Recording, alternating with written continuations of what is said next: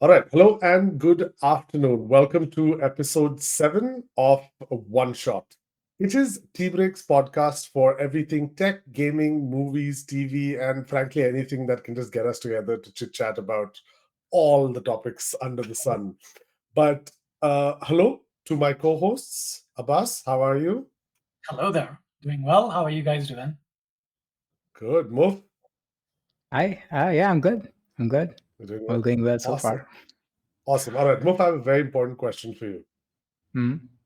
Are you wearing pants? Uh, well, it's half a pant. Fair enough. Fair enough. Move for background. Move switched off his camera a little while ago, and we wondered why. So that's the question. But moving away from Move's pants, today we have a bunch to discuss. We missed out a little week in between because Abbas and me were at MWC.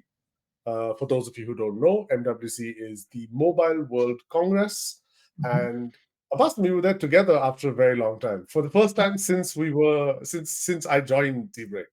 Absolutely. We've been there together, but not as Yeah, both Tbreak. So, yeah, absolutely. We've been there as yeah. competitors before, but this time around, we went as friends. What do you think of the show, Abbas? Honestly, meh. Mm-hmm. Uh, Yeah, there wasn't a whole lot to kind of see. There were right. things that there were a couple of interesting things out there. I'm not going to say there was a complete dud. There were a couple of interesting things to see, but overall, there wasn't anything that was super exciting or something that made you go, "Oh, nice!" Just didn't Right. have that Yeah, I feel we're at the crossroads of two different worlds. One where the smartphones and everything around them is getting a bit boring and not getting, has there. gotten very boring and stagnant. Whereas the AI side of things is all Mm. very we'll just show you things for the sake of it. Like for example, we went to this T-Mobile stand where they had something called Magenta AI, which was basically rethinking of routers and how routers will be interactive devices where in the future you'll be able to take holographic calls on them. And it was ridiculous. Like, listen, as technology in front of me to see a quote unquote holographic call was very cool. And I'm like, yeah, so when can we see this? We're like, oh, we're just playing around with this. Like, we don't know if we really want to have it or not. I was like, what a waste of resources.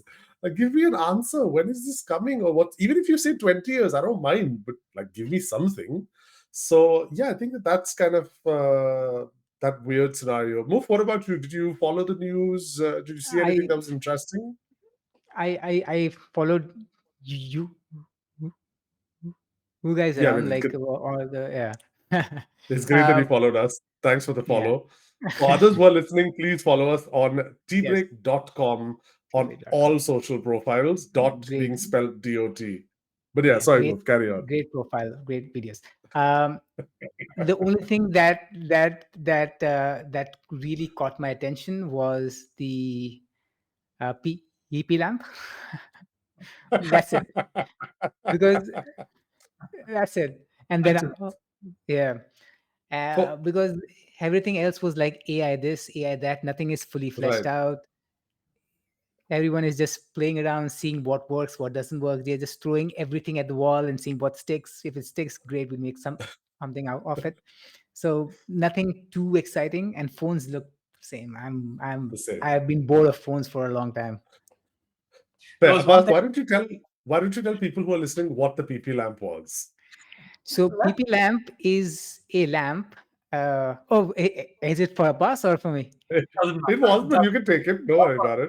I'll take it. It's Go for it. from what I understood, the PP Okay. lamp can be petted to do some actions, and you can also do this to go into party mode, which was really great. Which was really great. But a bus, you So can do a full fledged for those who can't see, this move was doing I guess a rock out rock out. Yeah, yeah. hand gesture. But yeah, that's basically what it was. The PP app is available in China exclusively, including the Oh software, no. by the way. Yeah. So it's a lamp you can pet, you can control with gestures, you can adjust the brightness. and every single person thinks it's the Pixar lamp. You know, the Pixar lamp Yes. from the intro Yeah. that goes and shuts the eye. Absolutely. Everyone thinks it's that. Exactly. Uh, A quick update on that. So, I mean, it is only available in China, but you can buy it on AliExpress and ship it out over here. What won't work is the app connectivity. So, gestures would yeah, still work. You can still do yeah. all the gestures and it'll work, but you won't be able to use the smart functionality connected to your home network and, just turning on the lamp by whatever, calling it or stuff like that. That won't work. But as far as gestures are concerned, they'll all work on there. That's kind of useless if there's no app functionality. Then how Yeah, much but is it for? It's no, I don't for know. $100, so 360, 370 dirhams, something along that lines. But I mean, why would you want to use an app other than switch it on or off? Because you can use I, gestures to control the brightness, you can use gestures to move it. Why would you want to No, use an app? the guy also said one of the things you lose out because of the lack of app is RGB functionality. But it was only a single color, it didn't change any color. That's because we were in Spain and the app was not usable. All He said right. that to us when he presented the product to us. He's like, ah, there is RGB functionality and you can control the lights. You can even create gestures for settings. Gotcha. So that was cool as well. But in general, the Xiaomi stand did have a lot of cool stuff. I obviously was thoroughly impressed by the car, the EV. That looks It was stunning. the I couldn't believe it because funny enough, on my own page, I made a video making fun of it. That from the front it looks like a Porsche, from the side it looks like a Tesla, and from the back it looks like a Lincoln. But when I saw it in real life, and especially in that gorgeous blue color that it had, I was like, oh no, I'm wrong. This is a good looking car. No, absolutely. It was a beautiful car. It definitely had those Panamera vibes. I'll give you that 100%. Yeah. Uh, but no, it looked stunning. It just looked stunning. No, that's nice. The obviously the major MWC release for Xiaomi was the Xiaomi 14 series, which has the Xiaomi 14, 14 Pro, 14 Ultra. Mhm. And the cool thing is that the Ultra is coming to the UAE for the very first time. So I think that was is really nice. It's still to come. I think it's coming in April, and we only have the Xiaomi 14 with us, which is here with me right now. But overall, the flagship devices of the year, Leica lenses, and all that stuff. The one cool thing that they showed, which I've been begging Xiaomi to find out if it's coming here, is for the Ultra series, it had what is called a photography kit. So it's this little handle that you put on, and it gives you functionality such as a shutter button, a dial for zoom, a record video button, and gives you this nice grip on the phone considering it's camera focused. So Didn't that was pretty Samsung cool as well. in yesteryears or something? Or was there So a Galaxy? Samsung had what was called the Samsung Galaxy Zoom. Now Right. that was a basically a the baby of a point and shoot camera and a smartphone. So on one side it had Android and smartphone.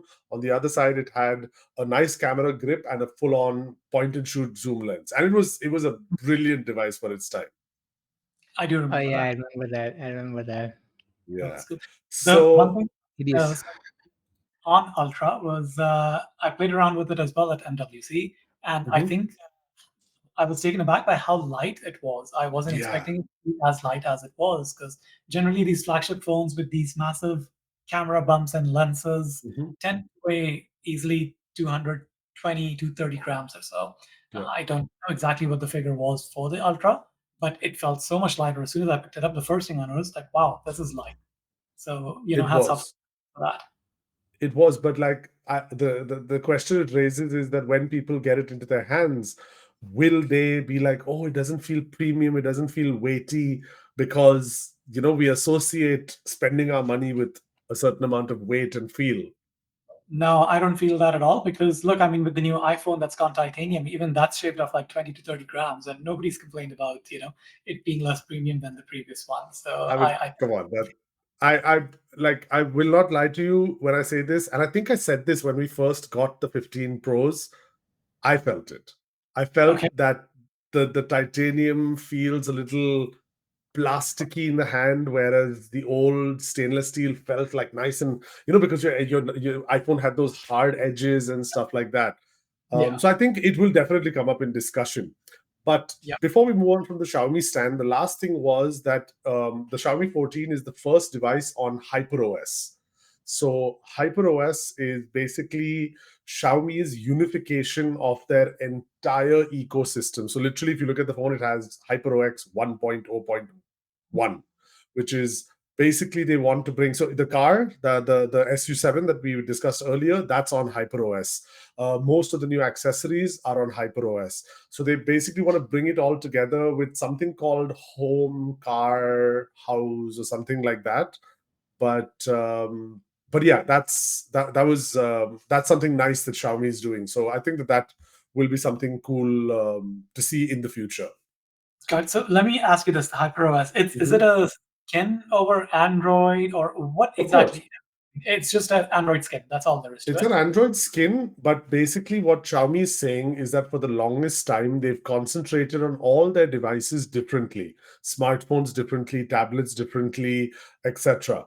But what's going to happen in this case is that updates will flow through their devices. Connection will be seamless. So, for example, today the way it's simple, Abbas. They're going the iOS route. Today, if you have a certain like we got iOS 17.4 today, right? And iOS Mhm. 17.4 has the battery health feature, which is only on the 15 Pro devices, you Correct. know? So I think it's one of those things where it's just a matter of sort of maybe streamlining their software process because Yeah. as you and me have discussed before, Xiaomi's got to struggle ahead as far as becoming a premium brand because they've Yep. Yep. drilled it into Exactly. our heads that they are a cheaper brand. So I Yep. think this is one of those steps for the long run that whereby, I don't know, HyperOS 5.0, people will start looking at it as a more premium brand, a more ecosystem-based brand. And funny enough, I know this might sound weird to say, their last 3 years of steps towards premium, I have liked. I've liked almost everything they've done. It's been paying So off. it has been. It definitely has been. I've every time I get a Xiaomi device for review, I'm genuinely excited to check it out. I'm genuinely excited to play with it. So I think they're on the right path. Yeah. No, Um, having said that, I'm excited about the Ultra as well. So yeah, whenever we get a review, I wouldn't mind sort of testing it out as well. definitely, definitely. Speaking of people on the right path, let's talk about the people on the wrong path. Honor. The one brand that had everything laid out for it. This is like that kid who gets shouted at for screwing up in life, saying that you had everything for you, but still you screwed up. Yeah, Honor's that kid, right? Uh, like they launched the Magic 6 Pro, and Mhm. listen, I haven't had too much time to play with it for the very simple reason that they didn't update the software before giving us the phones. They gave it to us on beta software, but it looks like such an incremental upgrade, such an incremental afterthought to last year's devices. I don't know if you played with it or got your hands on it, Abbas. Were you able to see it? I saw it in your hands and I took it from you for literally a minute, but that was about it. Right. Yeah, it just it and oh my god, their OS. What is their OS called now? Honor Mag- OS? Magic OS, no? Magic, Is thank you. Magic OS. Oh my God, like that needs to be updated. It's like a hangover from Huawei. Like, move on, get your own icons, get your own backgrounds, get your own tones. It's Yeah, it feels just, like oh, a 3-year-old Huawei system. it really does. That being said, the one good thing they did at this time, which they've already done, but I'm just reiterating it, is the Magic V2 RSR, which is the Honor and Porsche design collaborated Honor Magic V2 foldable. That was Yeah. top class. That was Literally, stunning device. very nice Stunning looking. device. Software is decent for a foldable because like I was using that until a few days ago. But yeah, like Honor, man, they need to buck up. They need to buck up hard if they want to be in this space for longer. I think they definitely want to, update or put in a lot more resources as far as software is concerned. Yeah. From a hardware perspective, they're nice. Everything Yeah. looks nice, it's slick. But you're absolutely right. From a software perspective, the company really needs to put in the resources. Funny enough, we were in this session with one of the top execs from Honor, just sort of discussing what's out there in the future for Honor and stuff like that. And every concern that came up from every journalist or influencer or content creator who was there was software related. Mm. And like they just skirted past everyone. Like all those questions could be rooted into software. And I was like, listen, if they were just acting the way they were because it was MWC was all official, okay, as long as they heard that everyone has the same exact concern. Yeah, So I hope so. Fingers crossed. yeah, yeah. That being said, Muk, question for you. Would you buy a phone that you could wrap around your wrist? Absolutely, 100%. Yeah, I'm not sure if it'll be useful, but just to like have it like a new tech, like wrap around phone, hell yeah. Fair. So what we're discussing is basically the Motorola. I've forgotten what the Mm. technical term was, but it was a phone that could bend and wrap around your wrist. If you, in case you haven't seen it, um, I thought it was cool. In the sense that I'm more excited for the display tech than I am for an actual phone that can wrap around my hand. I have no purpose for that. Abbas, thoughts? Yeah, same. So again, I'm not sure about the form factor of it. I much prefer the expanding sliding screen phone that Motorola had shown Right. last year. I think I Okay. prefer form factor over this wraparound thing. But The as a rollable phone they showed. the rollable phone, it kind of Hmm. rolls out to sort of Out. Yeah. Moto so Riser. what's that? Riser. That was that. Yes. Moto Riser. That's what it was. That was a good one. But this one, the one that just kind of wraps around your wrist, kind of like a watch or a band or whatever else. Right. No, I mean, I saw it being demoed. It didn't even interest me to the point to kind of go up to the rep and ask any question about it because, again, the display tech is cool. Yeah, I get Right. it. I think very, very cool. Um, display tech we saw at Samsung as well in multiple form Hmm. factors. I think that to me was more impressive. But as Right. a that bracelet, phone, whatever it is that Lenovo is doing, not so much. Fair. Continuing on with Lenovo's display tech was the transparent laptop. Thoughts about this? So I think very, very cool. Very, very cool Okay. from looks perspective. From a Okay. usability perspective, it would drive me nuts anytime somebody passes behind me and I see them on my laptop screen. It would totally drive me nuts. But very Minority Report. I don't know if anyone's seen that. Well, I'm sure a lot of Yeah. people have Yeah. seen that. But I mean, those transparent screens where you see behind them and stuff like that. Very Mhm. cool from a tech perspective. But again, from a usability perspective, I'm not sure if I would buy a laptop like that. I from For me, right, I don't understand transparent screens. Like, what Right. purpose does it serve? Like, what problem is it Okay. solving, or what what is it? Like, why would you want a transparent screen? All right, so let me answer that question for you both. So, what I think and what I firmly kind of believe as far as transparent displays are concerned is that these are just ways for the brand to show them to us today. And I mean them as in the display itself.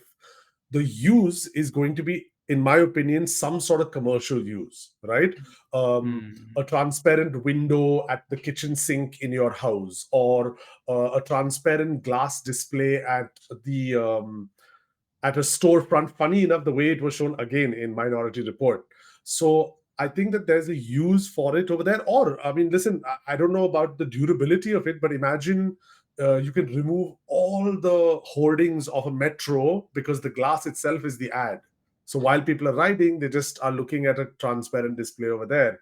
Or transparent displays, for example, again, commercial aspect. Sometimes we're across a person on a counter and they have a screen in front of them and they want to show something to us and we're talking to the glass.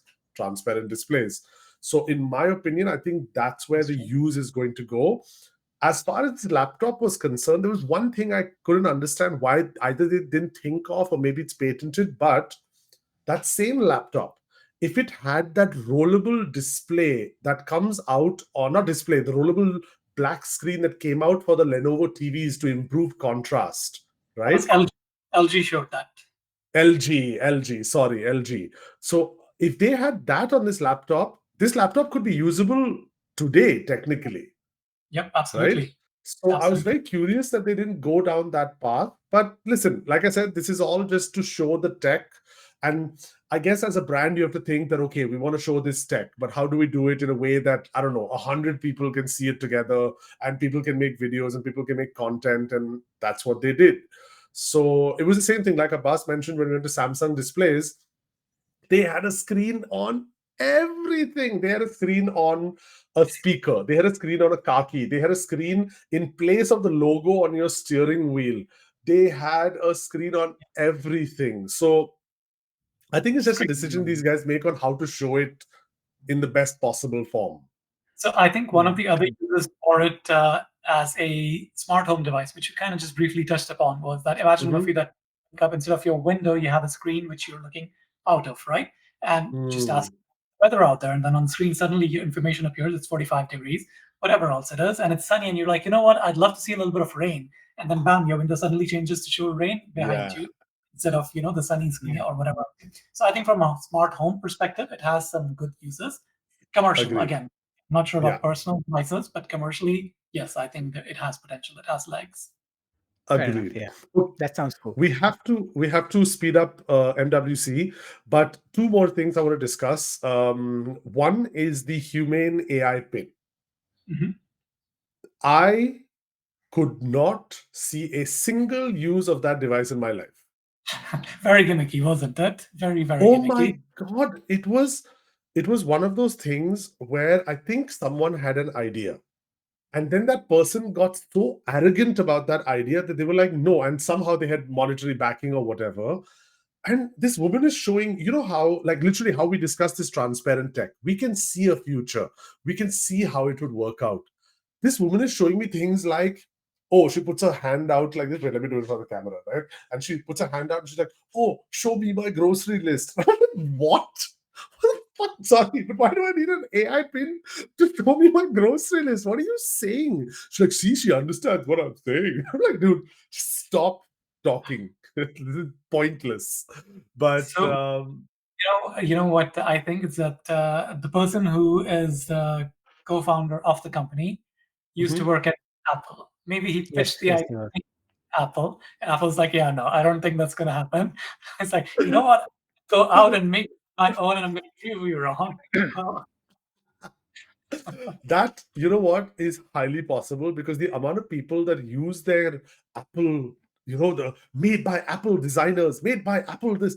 I'm like, yeah, but if you weren't good enough to stay or be at Apple, I don't trust you anymore, bro. Like, it's done. exactly. So that was one. And the last thing, again, Muf, I'll put this one to you. Do you miss physical keyboards? On phones? Yes. No. No? I but I was never a big user of it. I know Right. a lot of people like BlackBerry. I could never get used to it. And when screens came out with the Oh, keyboard, I was like, yep, this is. okay. How But then interesting. Because again, but because I then was the again, opposite. yeah, Sorry, really, because I was yeah, the opposite. I lived. I could just like I'm typing through and through. Like I miss how fast my thumbs used to work. But we saw the clicks keys keyboard. yeah, Have you seen this online? Yeah. yes, yes. So it's basically made in collaboration with. Sorry, rather the co-founders are Andre Lee, Michael Fisher, who I absolutely love and has been a keyboard enthusiast forever, and well, Crackberry Kevin. So all of them, all these like lovers of keyboards have come together and made this product. I saw it 100% first gen, 100% needs some work, but I think there's potential for it. I think that there is an audience out there. Like, for example, my wife who types really long emails, I could see her like using it in her daily life. What do you guys think? Gimmick, worth a shot? You I know, think, yeah, go for it, boss. you go first, Muff, because I was also a BlackBerry user, a hardcore BlackBerry user, and I used to love the keyboard on more so on the Bold series than the Curve series. Right, Those little gaps between the keys, Bold sort of right. push together. And while I was using clicks at MWC, it didn't bring those feelings back for me. The BlackBerry Okay. typing. So for me, it felt more like maybe I'm just past this, whatever this Mhm. experience is now, because it didn't resonate. It didn't take me back to my BlackBerry typing days that I used to love typing on them as well. So it didn't do that for me. Maybe another product of somewhat similar category, but not this one. Not for me. Fair For enough. me, I think this product is DOA right from the start. dead on arrival. It is at least two generations late, Okay. and it there's no way this is going to be big. It's going to be a super niche product for a very small percentage of people. Hmm. That's it. Hmm. Nobody wants to use physical keyboards and phones. Everyone wants, and look at the product. It's so big and chunky. Okay, it's first gen, whatever, but Right. screens and phones are getting slimmer and getting sleek. Nobody wants to use physical keyboards anymore. It's a very You know, meh I think idea. I think the only way or the only form factor in which these keyboards might make sense is what was that BlackBerry called? The slide or whatever, where you could slide the screen up and then the keyboard was underneath it. So you'd have that physical keyboard, but I then you can slide. forget what it was called. It was some Storm. slide. Yeah. Storm. Amara is Storm. jumping into So rescue. so Storm was one where you had the whole keyboard, like the whole screen used Yes, to press on.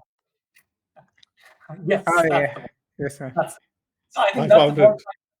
potentially makes sense, but I don't But think. And then again, in the days of very sleek looking iPhones and yeah, Samsungs, no one will go back to this design. This is archaic design. No one will go back. I'd go back to Terrible. this design. I'm See, showing off oh, a BlackBerry love Bold the right now. keyboard. Keyboard This was was amazing. the greatest form factor ever. It That was. It keyboard, was. but Yeah. I think its days have passed now. So Yep. Yeah, Yep. You it can't does watch definitely. YouTube. You can't play games on that screen. Terrible. to salute and say goodbye to it.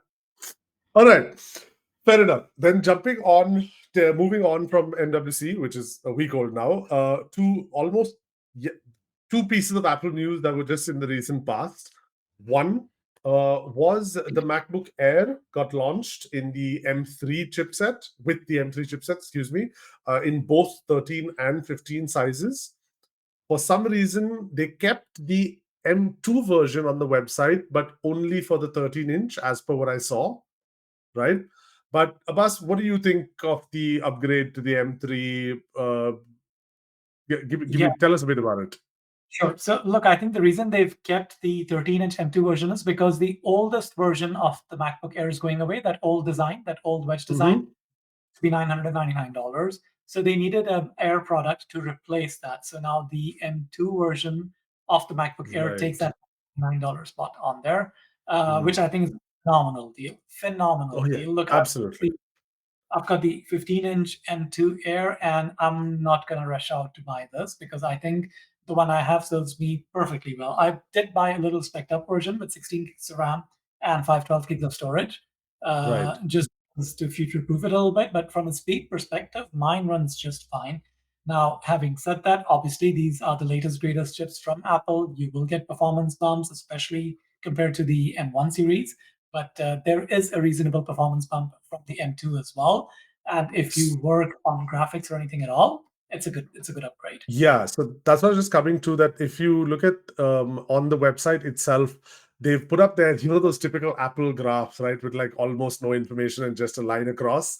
So if you look at the video editing one, it's okay. It shows a bit of a bump from M1, and from M2 almost nothing. But it seems like all their efforts went into the 3D rendering segment as well as AI image processing, where in 3D rendering, just from M2 to M3, you see this huge jump up, which I think shows what they want people to do with these laptops.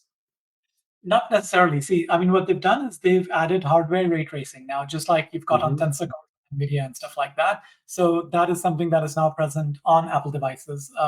Yes, gaming is a byproduct of that, but then things like Blender or anything else that utilize that, I think that's also great for rendering and stuff like that. So I think that's where a lot of focus has been. You'll see extremely faster performance compared to the previous ones whenever it comes to ray tracing or anything related to that.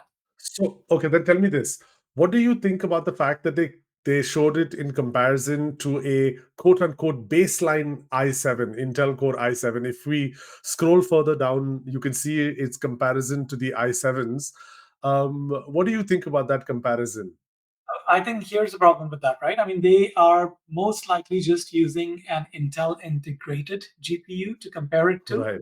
which is fine. I mean, Apple's GPU is integrated as well, but anyone Hmm. who's doing it on a PC, whether it's a Core Hmm. i7, i9, will have a dedicated GPU, will have a dedicated Right. NVIDIA or AMD GPU running these tasks. No one's going to be doing video editing on, Intel's integrated graphics unless, you're literally doing it for fun or whatever else it is. But Mm. any kind of professional will have a dedicated GPU, and they're not comparing it to that because they Because really Apple. won't. Yeah, it won't be as pleasant to look at if they actually do that.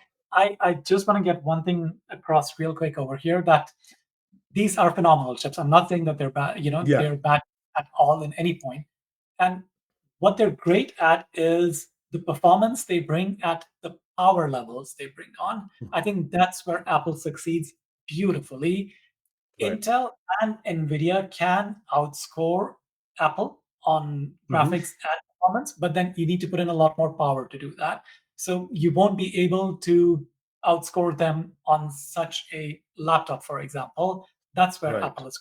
But on a desktop level, yes, I mean they're not leading in performance.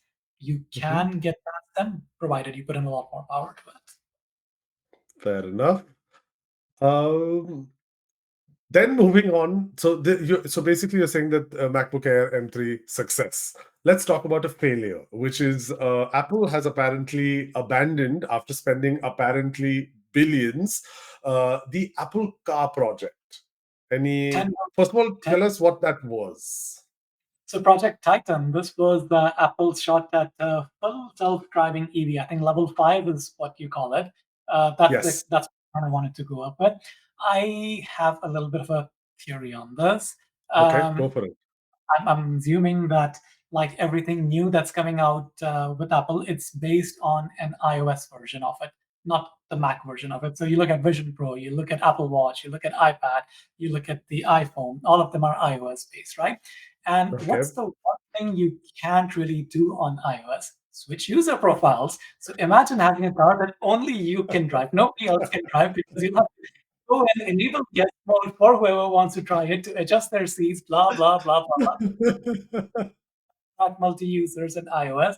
Unfortunately, that was the reason the car got the boot. Fair, Oh man, fair. that's such a wild theory and such a simple thing. But to be I'm honest with you, see, that's the crazy thing about Apple theories, right? They are so crazy that they take a full circle and come back to like, it's possible. It's Apple. So it's like at no point did I think, because I can totally see it, right? They're sitting in a board meeting and they're like, all right, guys, either we allow multiple users to use one Apple product or we shut the whole project down, billions down the drain. Okay, shut the project down, billions down the drain. 10 billion, 10 years and $10 billion. Unbelievable. Crazy Unbelievable. amount You'll be of like, money. $1 billion. Casual, casual, casual. Yeah, cash. You give them 2 billion, they'd be like, huh, that's just a fifth of the Apple Car project. Sure, let's do that. All right, Makes sense. fair. Whatever. Moving on. And I know that producer Amara is also excited about this, but she will obviously not hop on and tell us. She'll probably chat with us. But the PlayStation Portal is now available in the UAE. Am I correct? Yes. Yeah. Tell us So about it. PlayStation Portal launched a week or so ago in the UAE. Now it launched last year in November or December in the US and Canada and other regions. So PS Portal, if you guys don't know, is like a streaming only device that can stream games from your PS5. That's the Right. only thing that it can do. It's not based on Android. It cannot play YouTube. It cannot play anything else. It's just purely for streaming PS5 games. Now, sure, you can do that already on your PC, on your phone, on your tablet, and you can use your DualSense controller. But the PS Okay. Portal has the handheld form factor and the convenience that it brings, as Hmm. well as that the PS Portal has the DualSense controller stuck to the screen, so you get the proper PS5 experience with the adaptive triggers and Okay. haptic feedback. So you get that proper PS5 experience in a handheld form factor. It retails for 849, which is not a bad price, but it is completely sold out in the region as well as Okay. worldwide. So So this is 849 dirhams. dirhams, yeah, 849 Is dirhams that and is that a 199 Android. competitive? Okay, so that's an exact conversion. It's not more expensive over here. Yeah, it's not more expensive. Yeah, Fair. Producer Amara says she's a Sony pony and she needs it, even though she remote plays on her Steam Deck. yeah, Mock, yeah. you What do wanna you do? Huh? you wanna decrypt that sentence for us? So the you can stream your PS5 games using the remote play app on your phones and tablets, right? You can also do that Okay. on Steam Deck using a third-party app. Right. And Okay. Steam Deck is the PC handheld console. Fair. Okay. Yeah. So what do you do? Are you going to be buying a PlayStation Portable? Portal, sorry. No, because I have my own thing Okay. which I can show right here. So I Okay. bought this Chinese controller which looks like the Dual Okay. Sense and stuck my Right. That looks iPad. exactly like a PlayStation controller. Exactly, yeah. But the only thing is that it doesn't have the haptic feedbacks or the adaptive Okay. triggers, and the thumb buttons are terrible. I mean, if you can hear They it, sound super. terrible. And like Yeah, and like I'm saying they sound terrible. yeah, So yeah. we know that they Sounds, sound terrible. and And and the and it has back buttons, right? And it's just I can't even press it. I don't know if it's the bad quality, but this controller has great reviews for it, and it works on PS Remote Okay. Play. It works with your PC. So with this setup, I can play my PC games, I can play my PS5 games, and then when I'm not playing game, I can just use my tablet to watch YouTube or stream anything I want. So Right. for me, this works. But PS Portal is not a bad device if you want that proper PS5 experience and want the convenience of a handheld PC. Oh, this PS5. is basically just a controller and bring your own screen or bring your own tablet, basically, that you just attach to it. Yes, yes. So And that with this, something sorry, much bigger, that allows you to do something much bigger than an 8-inch screen that the yeah, Portal is giving. yeah. So this controller can take up to 11 inches of screen size. So if you have a Hmm. tablet bigger than that, then it will not fit. But if you have like an iPad Pro that I have, the 11 inches one works well, Okay. and it works. Yeah, And this one communicates through Bluetooth. I mean, you connect the controller to the iPad yeah. too. Bluetooth. Okay. Yeah, Bluetooth. Oh, very interesting. Okay. But the PlayStation Portal doesn't have Bluetooth, correct? Yes. So the PlayStation Portal doesn't have Bluetooth for audio. That this is classic Sony, right? With the PS Vita, they came out with their own me, me, eh, memory cards, which were super expensive, and that's why the Okay. entire thing failed. With the PS Portal, you cannot use your Bluetooth headphones for audio because Sony. Mm. So and you have to buy uh, uh, a PlayStation Link enabled he- headphones from Sony, which cost as much as the PS Portal, which is Love it. $199. Man, I don't understand. Yeah, Thankfully, it's yeah, thankfully the PS Portal has a 3.5 jack, so you okay. can use your headphones. But who wants to use wired headphones anymore? I'm on wireless headphones. I don't want to. So not having Bluetooth is such a Sony decision. Like so annoying. Sure, there is lag and everything, but that can be solved with something. But what to do? Fair. Producer Mara says the PS Vita was the greatest handheld ever made. Yes, Do it you was. agree? It was a great handheld, but was not supported by Sony. That's why it failed along with its memory card issue. But as a console handheld, it was ahead of its time. Great hardware, great screen, great form factor. Fair. But Sony is being Sony. They release a- accessories and then they don't support it. Like the Wouldn't PSVR 2 is completely dead. I mean, calling it the greatest handheld ever means it's competing with the Switch and stuff like that. I'm not sure if a lot of people will sort of agree with that on but that's a discussion for another day, maybe. I All mean, right, for its fair time, enough. it was great. Yeah, for its time, it Yeah. definitely looked cool. The closest I came to it was getting that Sony phone where you slid it up and it had controls on the inside. Yeah. That was the Oh, closest I ever came to yeah. it. But yeah, fair. All right, moving on. Last and but definitely not the least, because I've waited to discuss this, especially with our next guest for a while. So I'd like to welcome Faisal back to the show. He joined us the last time as well. Faisal, how's it going? It's going good, man. Yeah, it's been a busy week of watching movies, working in production and stuff like that. So yeah, just been juggling a couple of stuff. Awesome. So last week we knew you had already done what I'm about to say, but we couldn't discuss it last time rather. So Dune 2, how was it? Because I'm hearing insane things about it. I cannot wait to go and watch it. I literally have been annoyed with my wife because she's had like continuous evenings booked for like various family things. So I cannot wait to go for it over the weekend. But tell me your impressions. Yeah, I mean, just like you, I was very. This was one of my most anticipated films of the year. I like my history with Dune. Like I'm not a book reader, so I'm not aware of like the stuff in the book. But I like the first film. Even though the Okay. first film I enjoyed it, it felt like a part one. Like it felt like it's setting up a lot of world building, but it really the second one is going to be the payoff for that. And just everything I saw from the trailer, and of course I love the director's films. So I was fortunate enough to be able to go to the Abu Dhabi premiere of the film. So I was Yeah, able to. congratulations on that. Yeah, it was really insane. I was able to see with the director, with Dave Bautista, with Josh Brolin. So a lot of like the That's cast, and awesome. in an amazing IMAX screen, which is the right way for you to see it with your wife. Okay. And yeah, and I Okay. was just not disappointed at all. Like this is really the I think a lot of people have been saying it. It feels like hyperbole, but like this is our generation's Lord of the Rings.